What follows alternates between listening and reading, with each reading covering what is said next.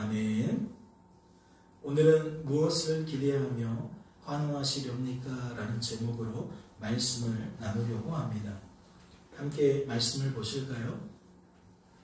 모세에게 이르시되 내가 긍휼히 여길 자를 긍휼히 여기고 불쌍히 여길 자를 불쌍히 여기리라 하셨으니 그런즉 원하는 자로 말미암음도 아니요 다른 박질하는 자로 말미암음도 아니요 오직 긍휼히 여기시는 하나님으로 말미암음이니라. 성경이 바로에게 이르시되 내가 이 일을 위하여 너를 세웠으니 곧 너로 말미암아 내 능력을 보이고 내 이름이 온 땅에 전파되게 하려 함이라 하셨으니 그런즉 하나님께서 하고자 하시는 자를 긍휼히 여기시고 하고자 하시는 자를 완악하게 하시느니라.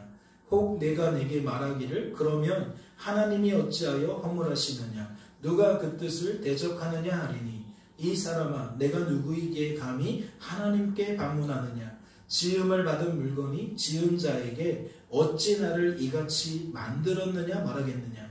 토기장이가 진흙 한 덩어리로 하나는 귀히 쓸 그릇을 하나는 천이 쓸 그릇을 만들 권한이 없느냐. 만일 하나님이 그의 진노를 보이시고 그의 능력을 알게 하고자 하사 멸하기로 준비된 진노의 그릇을 오래 참으심으로 관용하시고 또한 영광 받기로 예비하신 바 긍휼의 그릇에 대하여 그 영광의 풍성함을 알게 하고자 하셨을지라도 무슨 말을 하리요. 이 그릇은 우리니 곧 유대인 중에서뿐 아니라 이방인 중에서도 부르신 자니라.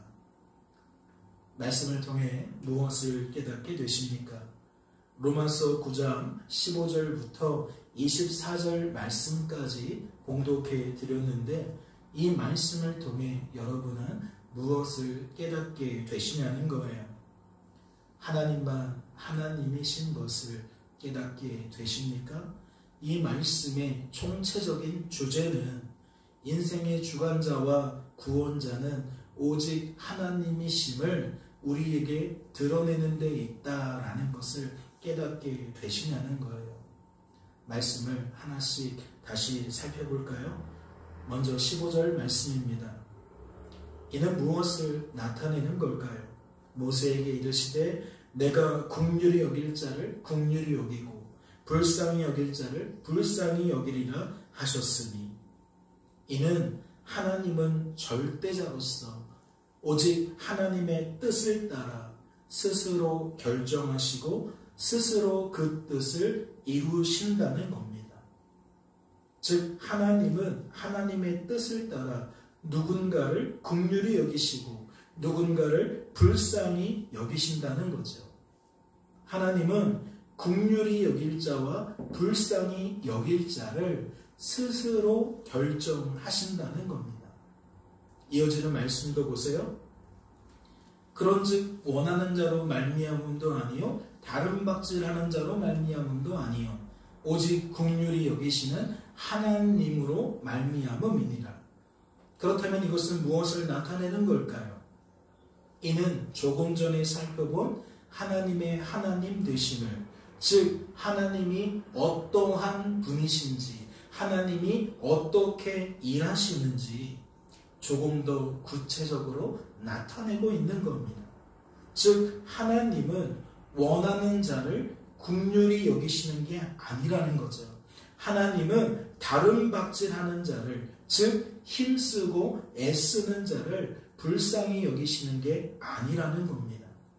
다시 말해 긍휼히 여길 만한 자를 긍휼히 여기시고 불쌍히 여길 만한 자를 불쌍히 여기시는 게 아니라는 이야기이지요. 그렇다면 묻지 않을 수 없어요. 이 말씀이 담고 있는 의미가 무엇일까요? 인생은 하나님께 긍휼히 여김 받을 만한 자격을 스스로 갖출 수가 없다는 거예요.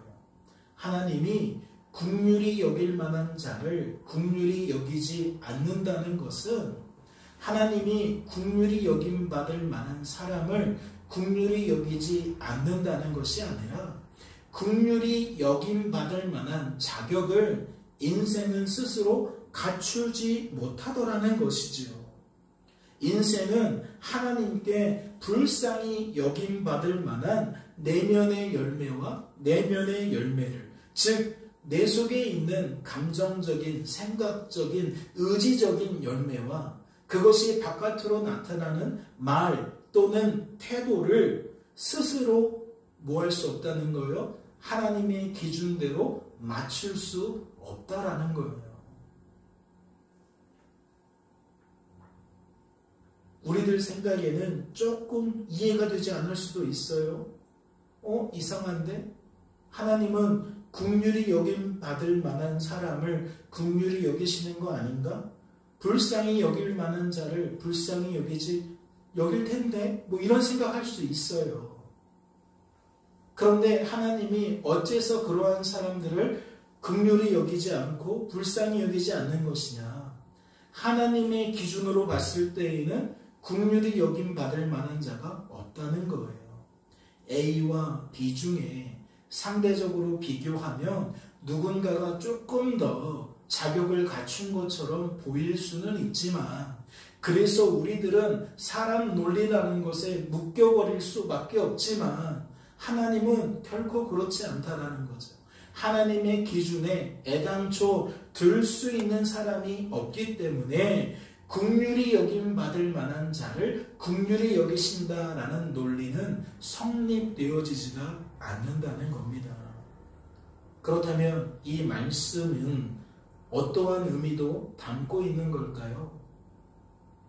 하나님께서 인생을 그리 대하시는 이유는, 즉 불쌍히 여기시고 긍휼히 여기시는 이유는 사람에게 있는 것이 아니라 오직 하나님께만 있다는 것을 담고 있는 겁니다. 이해가 되셨어요? 애당초 하나님의 기준에 우리들은 전혀 들 수가 없어요. 그런데도 불구하고 하나님은 누군가를 긍휼히 여기고 누군가를 불쌍히 여긴다는 것이죠. 그러니까 이것은 어떠한 의미를 담고 있다? 하나님께서 누군가를 긍휼히 여기시는 이유는, 누군가를 불쌍히 여기시는 이유는 그에게 있는 것이 아니라, 그 사람에게 있는 것이 아니라 오직 하나님께만 있다라는 의미를 담고 있다는 겁니다. 이어지는 말씀도 보세요. 성경이 바로에게 이르되 내가 이 일을 위하여 너를 세웠으니 곧 너로 말미암아 내 능력을 보이고 내 이름이 온 땅에 전파되게 하려 함이라 하셨으니, 그런즉 하나님께서 하고자 하시는 자를 긍휼히 여기시고 하고자 하시는 자를 완악하게 하시느니라. 말씀은 그 예를 무엇으로 들고 있습니까? 우리들이 그동안 무엇을 기대하며 환호하시렵니까? 라는 주제로 여러 차례 살펴본 출애굽 기사 속에 나타난 애굽왕 바로를 예로 들고 있습니다. 그렇다면 생각해보지 않을 수 없죠?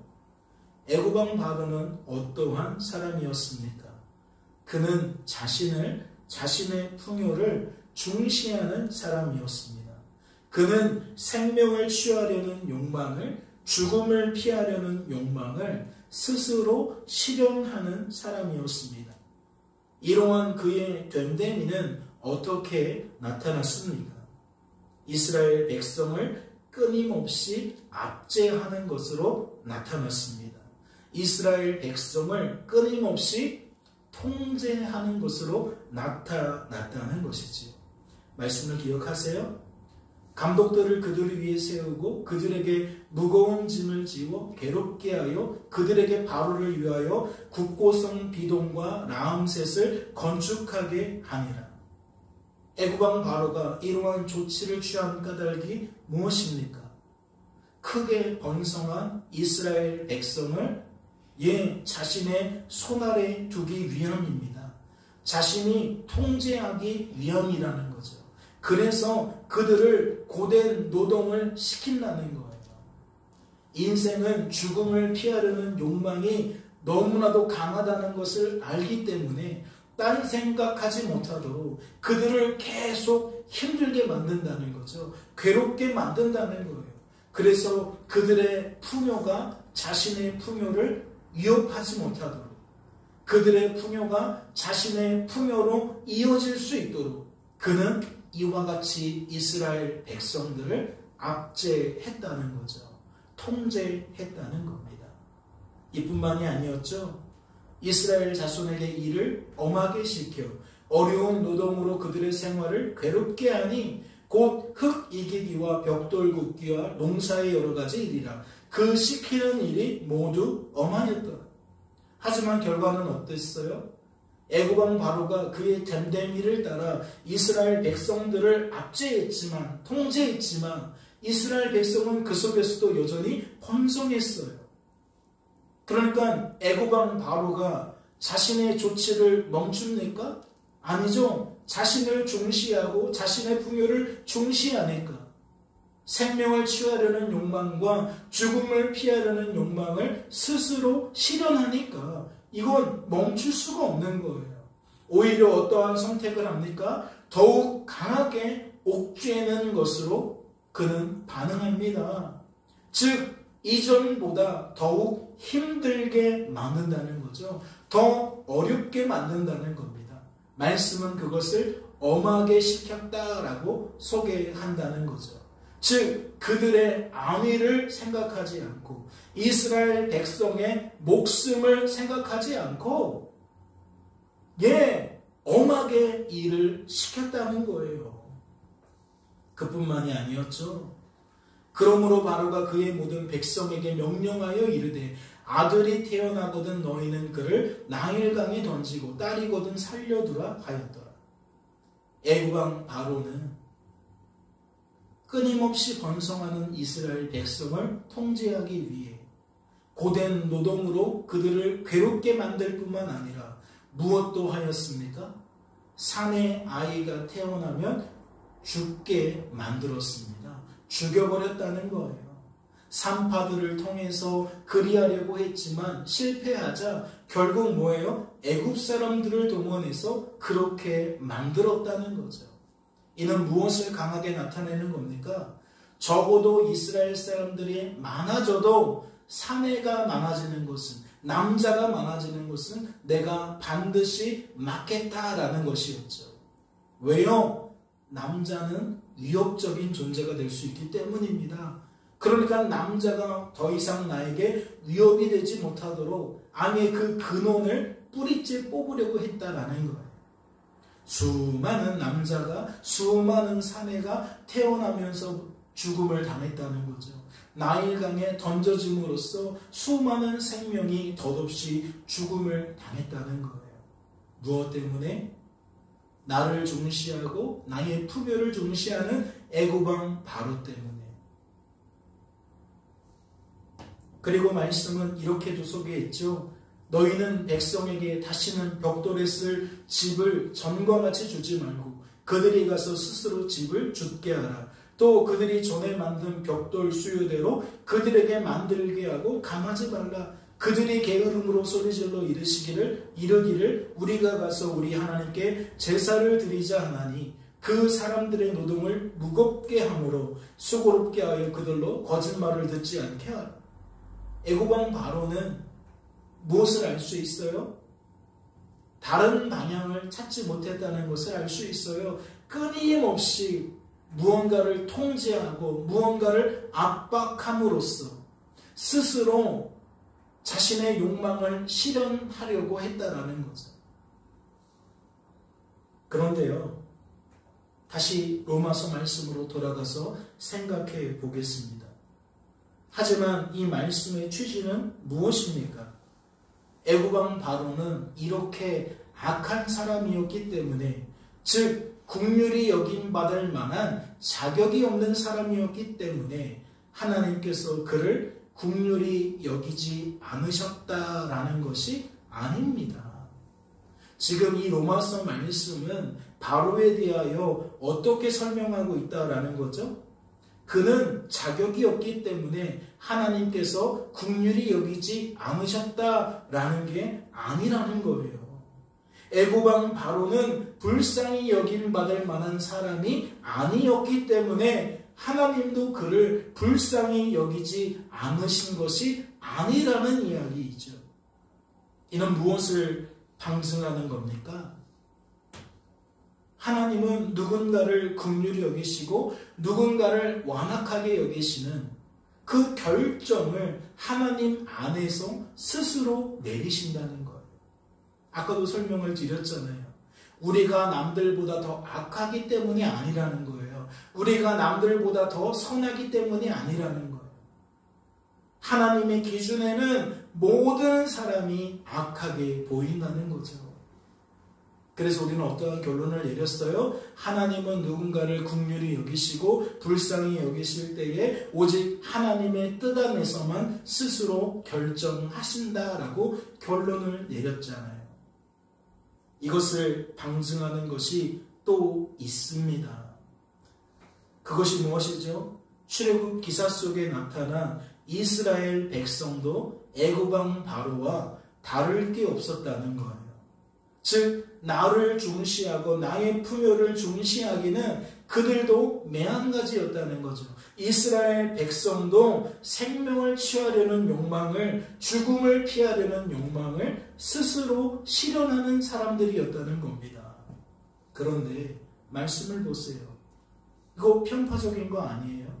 여러 해 후에 애굽왕은 죽었고 이스라엘 자손은 고된 노동으로 말미암아 탄식하며 부르짖으니 그 고된 노동으로 말미암아 부르짖는 소리가 하나님께 상달된지라 하나님이 그들의 고통 소리를 들으시고 하나님이 아브라함과 이삭과 야곱에게 세운 그의 언약을 기억하사 하나님이 이스라엘 자손을 돌보셨고 하나님이 그들을 기억하셨더라. 하나님은 애굽왕 바로와 다를 바 없었던 이스라엘 백성을 어떻게 대하고 계십니까? 하나님은 이스라엘 백성을 긍휼히 여길 자로 대하십니다. 하나님은 이스라엘 백성을 불쌍히 여길 자로 대하신다는 거예요. 애굽왕 바로와 이스라엘 백성은 조금도 다를 게 없는데 하나님은 애굽왕 바로는 완악하게 대하시고 이스라엘 백성은 불쌍히 긍휼히 대하신다는 거죠. 말씀은 그 이유를 어떻게 소개하고 있습니까? 하나님께서 그들을 긍휼히 여기신 이유를, 불쌍히 여기신 이유를 어떻게 소개하냐는 거예요. 말씀은 아브라함과 이삭과 야곱에게 세운 언약 때문이라고 소개하고 있습니다. 하나님께서 그 언약을 기억하셨기 때문이라고 소개했다는 거죠. 그렇다면 이것은 무엇을 방증하는 겁니까? 이스라엘 백성이 애굽왕 바로와 달랐기 때문에 하나님께서 그들을 긍휼히 여기시고 불쌍히 여기신 것이 아니라는 것을 방증하는 거예요. 세상 논리와 좀 다르죠? 이 세상에는 무엇이 통용됩니까? 두 사람이 다르기 때문에 다르게 대한다는 거예요. 이 사람은 긍휼히 여길만 해서 긍휼히 여긴다는 것이고 이 사람은 그럴 만한 자격이 없으니까 긍휼히 여기지 않는다는 거예요. 이것이 세상의 논리예요. 그런데 하나님은 어떠한 방식으로 일하신다? 하나님의 기준에는 모두 다 하나님의 기준에 들 수 없기 때문에 오직 순전히 하나님의 뜻 안에서만 스스로 결정하신다. 그리고 스스로 결정하시는 그 하나님의 하나님 되심이 오늘 말씀을 통해서는 무엇으로 나타나는 거예요? 하나님께서 언약 때문에 그리하신다고 나타내시는 거예요. 즉 이스라엘이 원했기 때문이 아니라는 거죠. 하나님 저 좀 불쌍히 여겨주세요. 하나님 저 좀 긍휼히 여겨주세요. 라고 자신들이 원했기 때문에 하나님께 바랬기 때문이 아니라는 거예요. 또한 이스라엘 백성이 다른 막질했기 때문도 아니라는 거예요. 즉 노력했기 때문이 아니라는 거죠. 하나님 제가 자격이 없는 것은 알지만 그래도 노력할게요. 하나님의 기준에 들 수 있도록 제가 노력하겠습니다. 그러니까 저를 불쌍히 여겨주세요. 아직은 하나님의 기준에 들지는 못하지만 저는 계속해서 노력할게요. 그러니까 저의 이러한 애씀을 보시고 이러한 힘씀을 보시고 저 좀 불쌍히 여겨주세요. 저 좀 긍휼히 여겨주세요. 그런 게 아니라는 거예요. 그렇다면 그의 언약은 무엇을 의미할까요? 하나님께서 이스라엘 백성을 기억하셨다는 것은 무엇을 의미하겠냐는 거예요. 이는 이스라엘 사람의 됨됨이가 다 제거된 상태에서 무엇만 찬란하게 빛나는 거죠? 하나님만 빛나는 거예요. 즉 하나님께서 하나님의 뜻을 하나님의 때에 하나님의 방법으로 이루신다라는 것을 의미한다는 거죠. 무엇이 없는 거예요? 우연도 없는 것이고 사람도 없는 것이에요. 환경도 없는 거예요. 오로지 하나님만 있는 거예요. 하나님께서 하나님의 뜻을 하나님의 때에 하나님의 방법으로 이루신다. 이러한 의미를 담고 있다는 거죠. 말씀을 보세요. 여호와께서 아브라함에게 이르시되 너는 반드시 알라. 내 자손이 이방에서 객이되어 그들을 섬기겠고 그들은 400년 동안 내 자손을 괴롭히리니 그들이 섬기는 나라를 내가 징벌할지며 그 후에 내 자손이 큰 재물을 이끌고 나오리라. 하나님께서 아브라함과 맺은 언약의 내용이 무엇입니까?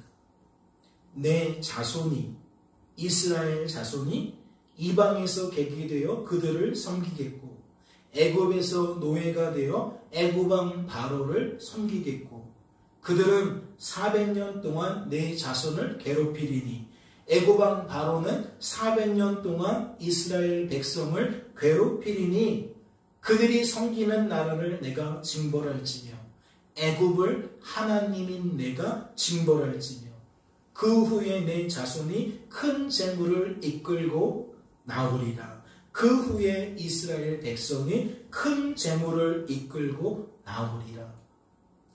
이러한 내용이 하나님께서 야곱과 맺은 언약의 내용이었어요.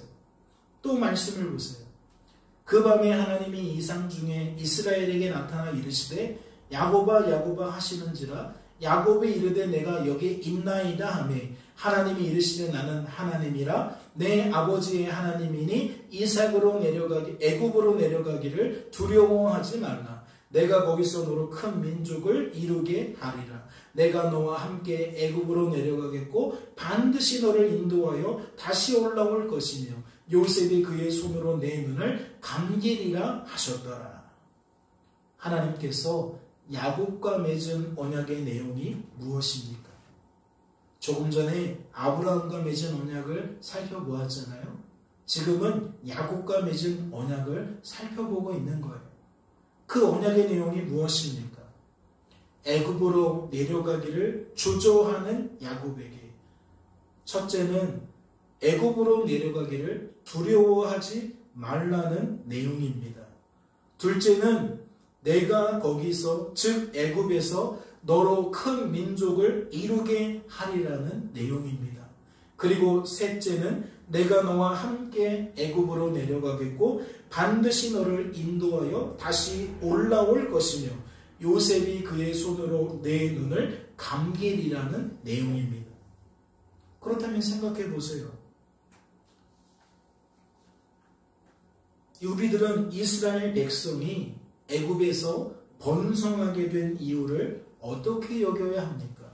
출애굽기 1장 7절, 12절, 20절을 보면 이스라엘 사람들은 어떠한 환경 속에서도 계속해서 번성하고 있다는 것을 나타내고 있잖아요. 그렇다면 우리들은 애굽왕 바로의 압제에도 불구하고 이처럼 계속해서 이스라엘 백성이 번성하게 된 이유를 어떻게 여겨야 하냐는 겁니다. 그의 언약 안에서 그 이유를 찾아본다면 하나님께서 야곱과 맺은 언약의 성취로 우리는 여길 수 있는 겁니다. 하나님께서 야곱과 맺은 언약을 하나님께서 성실하게 신실하게 이루어 주신 결과로 우리는 여길 수 있다는 거지요. 이해가 되셨어요? 왜 이처럼 이스라엘 백성이 끊임없이 번성하는지, 어떠한 방해 요소가 있더라도 계속해서 번성하는지, 그 이유가 무엇이다? 하나님께서 야곱과 맺은 그 언약을 기억하시고 이와 같이 그 언약을 이루신 결과로구나 라는 것을 우리는 받아들일 수 있는 거죠. 그렇다면 또다시 생각해 보세요. 우리들은 이스라엘 백성이 애굽 사람을 섬기게 된 이유를 어찌 여겨야 합니까? 애굽 왕 바로가 자신을 섬기는 이스라엘 백성에게 어려운 노동으로 괴롭게 만든 이유를 어떻게 여겨야 하냐는 거예요. 이 또한 언약 안에서 살펴본다면 어떻게 여길 수 있는 거죠? 하나님께서 아브라함과 맺을 언약의 성취로 여겨야 하는 거예요. 하나님께서 아브라함과 맺은 그 언약을 친히 이루신 결과로 우리들은 받아들여야 한다는 거죠. 놀랍지 않아요? 주어진 삶의 모습이 말씀 안에서 재해석되고 있는 거예요. 그렇다면 이것은 무엇을 방증하는 겁니까? 하나님께서 하나님의 뜻을 잊고 계시다가 갑자기 기억해내신 것이 아니라는 거겠죠. 즉 잊고 계시다가 이스라엘 백성이 고통 속에 몸부림치는 그 소리를 듣게 되니까 갑자기 번뜩해서 내가 쟤들과 약속한 게 있는데 내가 쟤들을 내버려 두면 안 되는데 라고 반응한 게 아니라는 거예요. 이스라엘 백성들이 번성하게 된 것이나 애굽 사람을 섬기게 된 것이나 애굽 왕 바로가 압제하게 된 것이나 모두 하나님의 작품이니 우리는 하나님이 언약을 잊었다가 갑자기 기억해 놓으신 것으로 여길 수가 없다는 거죠. 오히려 이 모든 일은 절대자인 하나님의 뜻대로 되어진 결과라는 것을 방증할 뿐이에요. 인생의 주관자와 구원자이신 하나님께서 이 모든 일들을 친히 주관하신 결과라는 것을 말씀이 방증할 뿐이라는 거죠. 그렇다면 묻지 않을 수 없습니다. 하나님은 왜 이렇게 말씀하셨을까요? 하나님은 성도된 우리들에게 왜 이와 같이 말씀하셨겠냐는 겁니다. 성경이 바로에게 이르시되 내가 이 일을 위하여 너를 세웠으니 곧 너로 말미암아 내 능력을 보이고 내 이름이 온 땅에 전파되게 하려 함이라 하셨으니 그런즉 하나님께서 하고자 하시는 자를 긍휼히 여기시고 하고자 하시는 자를 완악하게 하시느니라. 다시 여쭈어요. 하나님께서 이와 같이 말씀하신 까닭이 무엇일까요? 하나님께서 성도된 우리들에게 이처럼 말씀하신 까닭이 무엇이겠냐는 겁니다. 이는 다른 게 아니에요. 성도된 우리들이 하나님만 하나님이신 것을, 인생의 주관자와 구원자는 오직 하나님이신 것을 망각하고 있기 때문입니다. 받아들이지 못하고 있기 때문이라는 거예요. 오해하고 착각하고 있기 때문이라는 거죠. 즉 성도된 우리들이 자기 자신을 하나님처럼 여기고 있기 때문이라는 겁니다. 성도된 우리들이 자기 자신을 내 인생의 주관자와 구원자로 여기고 있기 때문이라는 거죠. 그렇다면 그 결과가 무엇입니까? 성도된 우리들이 자기 자신을 그렇게 여긴 결과가 과연 무엇이겠냐는 거예요. 이 또한 다른 게 아닙니다. 애굽 왕 바로와 이스라엘 백성의 다름을 주장하는 거예요. 나와 저 사람의 다름을 주장한다는 거죠. 주어진 삶의 제1원인을 하나님에게서 찾는 것이 아니라 사람과 환경에서 찾기 때문에 이렇듯 오해하고 착각하는 인생들은 무엇을 주장하게 되느냐? 사람과 사람의 다름을 주장한다는 거예요. 환경과 환경의 다름을 주장한다는 거죠. 즉 그럴만해서 그러하다라는 거예요. 자격이 있으니까 그 대우를, 자격이 없으니까 그에 맞는 대우를, 이와 같은 논리에 묶여버린다는 거죠. 말씀에 빗대어 소개한다면 이스라엘 백성은 애굽왕 바로와 달리 원했다는 겁니다. 애굽왕 바로와 달리 다른 박질했다는 거죠. 그래서 이스라엘 백성은 하나님께 긍휼히 여김을 받았다는 거예요. 불쌍히 여김을 받았다는 거죠. 하지만 앞서 살펴본 것처럼 말씀은 이러한 저들의 주장을 철저히 무너뜨리고 있습니다. 이러한 저들의 인생 헤아림을 철저히 반박하고 있다는 거예요. 그렇다면 우리들은 이 말씀의 취지를 어떻게 여길 수 있는 겁니까? 자기 자신을 하나님처럼 여기고 있는 성도들에게, 자기 자신을 내 인생의 주관자와 구원자로 여기고 있는 성도들에게 하나님만 하나님이시라는 것을, 인생의 주관자와 구원자는 오직 하나님이라는 것을 알려주고 있는 것으로 여길 수 있는 겁니다. 오해하고 착각하고 있는 사람들에게 이와 같음을 알게 하셔서 오해와 착각에서 벗어나도록 만드는 것으로 여길 수가 있다라는 거죠. 그렇다면 우리들은 이러한 인생의 반응을 어떻게 여겨야 할까요? 그러자 인생은 이렇게 반응하는 것을 소개합니다. 혹 내가 내게 말하기를 그러면 하나님이 어찌하여 허물하시느냐, 누가 그 뜻을 대적하느냐 하리니. 이러한 인생의 반응 다시 여쭐게요. 우리들은 어떻게 여겨야 합니까? 알려주시는 하나님 때문에, 알게 만드시는 하나님 때문에 인생이 하나님만 하나님이심을, 인생의 주관자와 구원자는 오직 하나님이심을 알게 된 것으로 여겨야 합니까? 즉 알게 되어서, 깨닫게 되어서, 공감하고 동의하게 되어서 오해와 착각에서 벗어난 것으로 우리들은 받아들여야 하냐는 거예요. 그렇지 않죠. 이는 하나님만 하나님이심을, 인생의 주관자와 구원자는 오직 하나님이심을 그들이 부정하고 있는 것으로 여겨야 합니다. 즉 여전히 알고 있지 못한 것으로 우리는 받아들여야 한다는 거죠. 말씀은 그 결과를 어떻게 소개한 겁니까? 인생이 오히려 하나님께 따져 묻는다는 거예요. 하나님만 하나님이시라면, 인생의 주관자와 구원자가 오직 하나님이시라면 무엇 때문에 인생을 허물하냐는 거죠. 어차피 인생은 하나님의 뜻을 대적할 수도 없는데, 모든 것은 결국 하나님의 뜻대로일 수밖에 없는데 어째서 하나님은 인생의 잘못을 책망하냐는 거죠.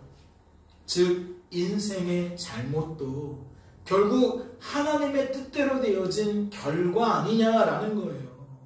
하나님의 뜻대로 되어진 결과인데 왜 인생을 책망하냐는 것이지요.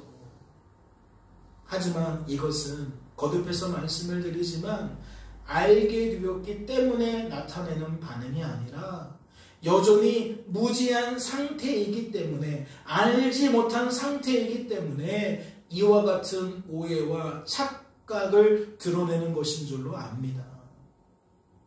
인생의 잘못은 하나님과 무관해요. 인생이 불의한 삶을 사는 것은 하나님의 뜻과 무관하다는 것이지요. 따라서 하나님은 능히 인생의 잘못을 책망하실 수 있는 겁니다. 모든 인생을 죄의 삭신 사망으로 심판하실 수 있다는 거죠. 애굽왕 바로도 심판하실 수 있고 이스라엘 백성도 얼마든지 하나님을 심판하실 수 있다는 거예요. 이어지는 말씀을 보세요. 이 사람아, 내가 누구이기에 감히 하나님께 반문하느냐? 지음을 받은 물건이 지은 자에게 어찌 나를 이같이 만들었느냐 말하겠느냐. 토기장이가 지는 한 덩어리로 하나는 귀히 쓸 그릇을, 하나는 천이 쓸 그릇을 만들 권한이 없느냐.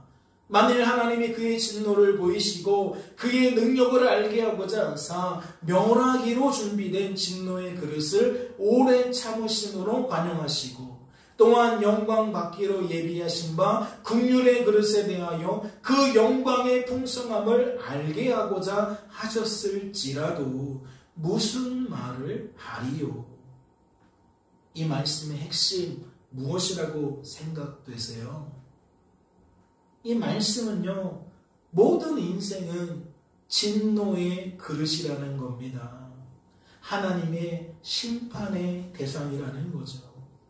하지만 자비로우신 하나님께서, 은혜로우신 하나님께서 온전히 하나님의 뜻을 따라 누군가를 긍휼의 그릇으로 삼으신다는 겁니다.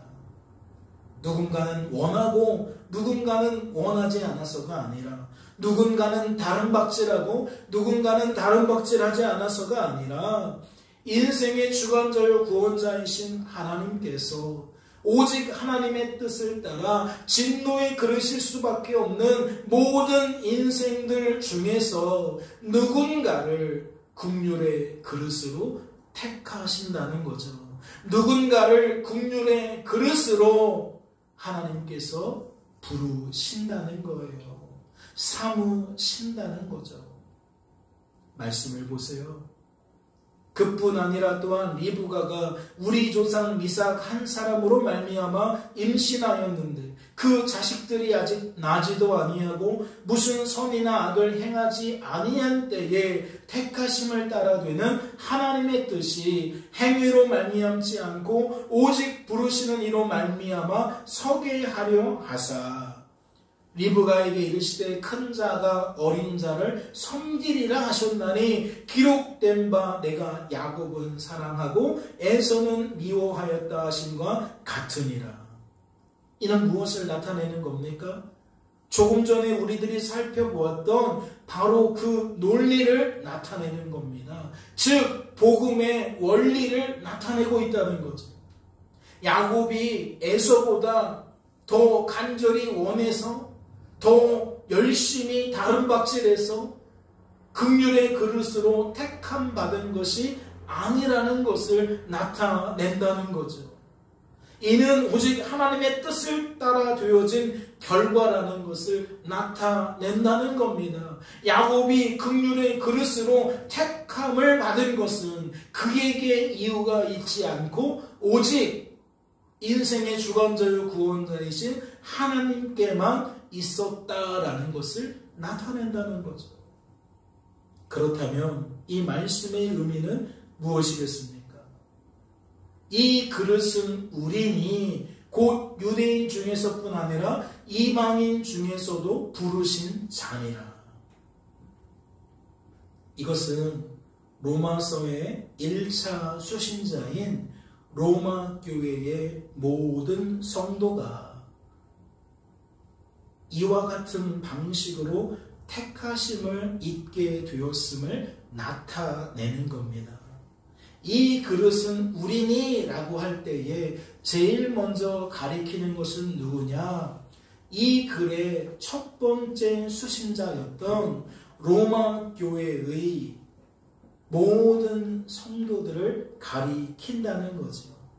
즉 로마 교회를 구성하는 유대 기독교인이나 이방 기독교인이나 차별 없이 다름없이 모두 하나님의 뜻을 따라 하나님께서 긍휼의 그릇으로 택한 자들이라는 거예요.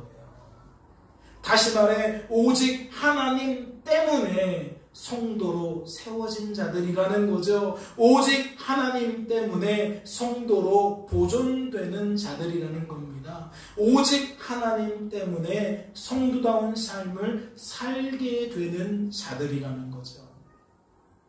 그렇다면 오늘 본문 말씀은 로마 교회의 성도들과 조금도 다를 게 없는 우리들에게 어떠한 메시지를 내고 있는 겁니까?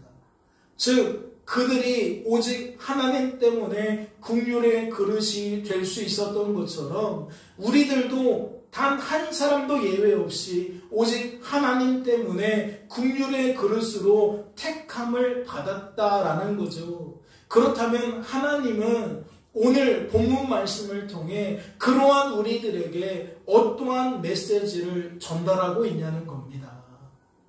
본문 말씀을 다시 한번 보실까요? 그런즉 우리가 무슨 말을 하리요? 의를 따르지 아니한 이방인들이 의를 얻었으니 곧 믿음에서 난 의요. 의의 법을 따라간 이스라엘은 율법에 이르지 못하였으니 어찌 그러하냐? 이는 그들이 믿음을 의지하지 않고 행위를 의지함이라. 부딪힐 돌에 부딪혔느니라. 이는 어째서 하나님 때문에 성도가 될 수 있었던 너희들이, 성도로 보존될 수 있었던 너희들이, 성도다운 삶을 살 수 있게 된 너희들이 하나님을 의지하지 않고 하나님이 아닌 것을 의지하고 있냐는 메시지를 내고 있는 겁니다. 네가 성도가 된 것은, 성도로 보존되는 것은, 성도다운 삶을 살게 된 것은 모두 하나님 때문인데, 하나님의 뜻을 친히 이루시는 하나님의 역사 때문인데, 정작 너희들은 어째서 주어진 삶 속에서 그 하나님을 의지하지 않고 하나님이 아닌 것을 의지하냐는 메시지를 전달하고 있다는 거죠. 말씀의 논리를 잘 보세요. 믿음을 의지한다는 것은 무엇을 나타내요? 성도된 우리들이 하나님을 의지한다는 것을 나타내요. 믿음이라는 것은 하나님이 우리에게 주신 것이기 때문에 믿음을 의지한다는 것은 곧 하나님을 의지한다는 말과 일통한다는 거죠. 상통한다는 겁니다. 그렇다면 그 반대편에 있는 행위를 의지한다는 것은 무엇이죠? 성도된 우리들이 하나님 대신 하나님이 아닌 것을 의지한다는 거예요. 그 대표적인 존재가 누구라고 할 수 있어요? 바로 나라고 할 수 있는 거죠. 누군가에게는 그것이 부모일 수 있는 거고, 누군가에게는 그것이 자녀일 수 있는 거고, 누군가에게는 그것이 배우자일 수 있는 거고, 누군가에게는 그것이 선생님일 수 있는 것이고, 누군가에게는 그렇게 하나님이 아닌 존재들을 의지함을 나타낸다는 거죠. 말씀을 다시 보세요. 말씀은 30절과 31절에서 무엇을 구분하고 있습니까? 이방인과 이스라엘을 구분하고 있어요. 하지만 이 구분의 목적은 무엇입니까? 누군가는 믿음으로 택함을 받고 누군가는 행위로 택함을 받았다는 것이 아니잖아요.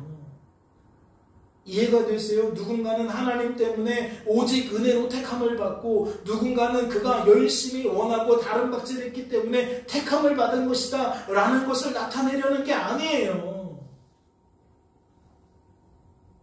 이는 오히려 오직 믿음으로만 택함을 받고 행위로는 택함을 받을 수 없다라는 것을 나타내고 있다는 거죠.